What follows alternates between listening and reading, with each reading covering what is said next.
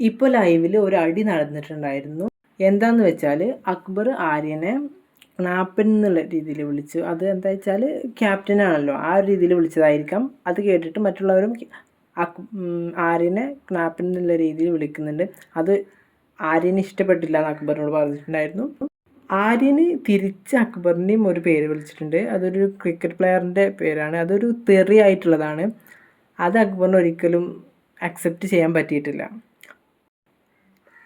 ആര്യം പറയുന്നുണ്ട്, നീ എന്നോട് സോറി പറഞ്ഞാൽ ഞാൻ നിർത്താം, ഞാൻ സോറി പറയാം, എനിക്കിഷ്ടമില്ലാത്തൊരു പേര് എന്നെ വിളിക്കാൻ പറ്റില്ല എന്ന് പറയുന്നുണ്ട്. പക്ഷേ അത് അക്ബർ ഒരിക്കലും സമ്മതിക്കുന്നില്ല. അതൊരു തെറിയല്ല, ഇറ്റ്സ് ജസ്റ്റ് ഒരു നോർമലായിട്ട് യൂസ് ചെയ്യുന്ന ഒരു സംഭവം തന്നെയാണെന്നുള്ള പറയാം. പക്ഷെ അത് എന്നെ വിളിക്കാൻ എനിക്ക് താല്പര്യമില്ല എന്നുള്ളത് ആര്യം ഇവിടെ പറയുന്നുണ്ട്.